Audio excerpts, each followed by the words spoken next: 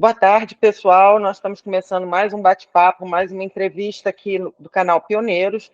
E dessa vez eu tenho o grande prazer de apresentar para vocês, e também eu vou conhecer o professor Mauro Zilbovícios, que é professor na USP e tem falado muito e é especialista em um assunto que a gente trata muito aqui no canal, porque a gente percebe a importância desse assunto na vida de todas as pessoas. Então, nós vamos falar hoje aqui com o professor sobre tarifa zero. Hoje nós já temos mais de 100 cidades no Brasil que já têm tarifa zero, e esse movimento ganhou impulso pós-pandemia, né? Porque percebeu-se que aquele sistema que a gente tinha antes, ele podia quebrar e deixar as pessoas sem transporte. Então, uma coisa que sempre foi meio alérgica no Brasil, que é falar em subsídio, né? Ele passou a ser imperativo, porque senão as pessoas deixariam de ter transporte.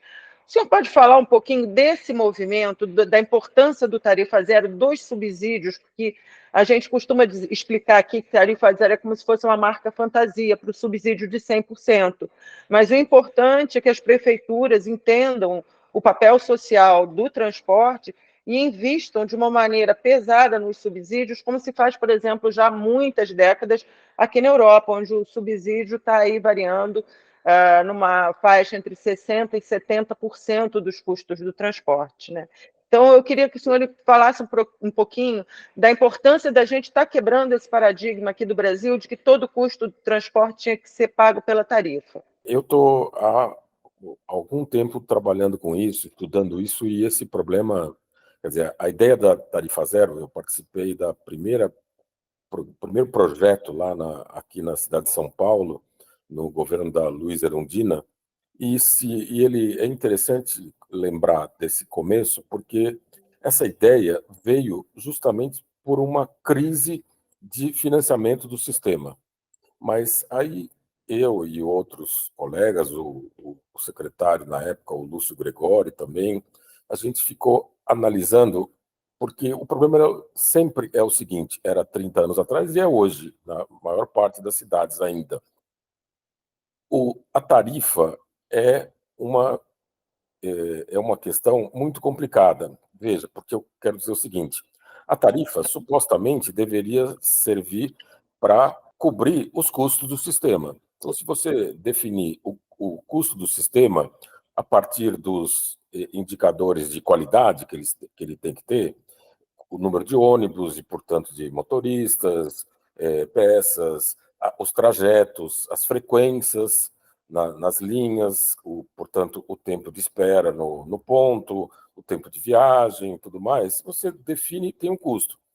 Se você começa a analisar, você diz o seguinte, o problema no Brasil é o seguinte, a tarifa nunca vai ser suficiente para cobrir esse custo num nível de qualidade que as pessoas merecem, no mínimo de qualidade. Por outro lado, a tarifa sempre vai ser maior do que as pessoas podem pagar, a grande parte das pessoas. Então, quer dizer, do ponto de vista, vamos dizer, praticamente aritmético, essa conta não fecha. O serviço de transporte urbano, ele não é só alguma coisa que interessa para o usuário, o indivíduo que vai no ônibus, anda, desce em algum lugar e fez o transporte e consumiu um serviço. Interessa para a cidade inteira que as pessoas tenham isso, porque as pessoas vão trabalhar, as pessoas, portanto, prestam serviços para as outras nos locais de trabalho, elas oferecem serviços, elas conseguem consumir, a cidade precisa disso. Estou falando do Rio, de São Paulo, de Paris. E esse raciocínio, quer dizer, a tarifa não fecha a conta nunca, não é só um problema de uma população de baixa renda como o Brasil. Como eu falei, em Paris, desde a Segunda Guerra Mundial, quando terminou a Segunda Guerra e vários serviços começaram a ser estruturados como a gente conhece hoje, em Paris se começou a fazer esse raciocínio dizendo, bom, a tarifa não é suficiente para cobrir os custos do sistema e, ao mesmo tempo, pode ser muito alta. Tem que ter uma outra fonte de financiamento. Na França, em Paris, na Île-de-France, lá na Grande Paris, tem uma coisa que há muitas décadas funciona, que eles chamam de versement transport, que é basicamente o seguinte: os estabelecimentos comerciais de serviços ou de comércio propriamente, lojas e tal, eles pagam uma taxa para sustentar o sistema. Por quê? Porque a lógica é que eles também são beneficiados. Além dos passageiros propriamente ditos, eles também são consumidores, são trabalhadores, as pessoas, e isso está pacificado na França. Basicamente, eles definiram esse financiamento um terço e um terço ainda do tesouro da França, do governo. Então, um terço é a tarifa, um terço é essa taxa. Enfim, isso é um modelo que já existe há muito tempo. Então, você falou muito bem, a palavra subsídio pega mal no Brasil. Ninguém gosta dessa palavra subsídio, já dá uma... Então, vai favorecer alguém contra o outro lado, alguém vai pagar e alguém vai se beneficiar. A questão não é essa. A questão é, para manter um serviço decente, minimamente projetado, com indicadores de qualidade que as pessoas merecem, elas têm direito a isso. Isso custa, não tem dúvida que custa. Tudo custa. Eu sou professor de custos na Escola de Engenharia na Poli, em São Paulo. Essa frase eu falo há mais de 30 anos. Tudo custa e alguém paga. A questão é conhecer os custos e definir quem vai pagar. Então você mencionou, ou pelo menos as pessoas falam, mas não tem almoço grátis. Não tem mesmo. Não tem almoço grátis, e eu não estou defendendo, o pessoal de tarifa zero não está defendendo almoço grátis, ônibus de graça. Alguém vai pagar. É lógico que vai pagar. O governador de São Paulo recentemente disse, bom, mas não tem almoço grátis. Bom, mas tem vacina grátis.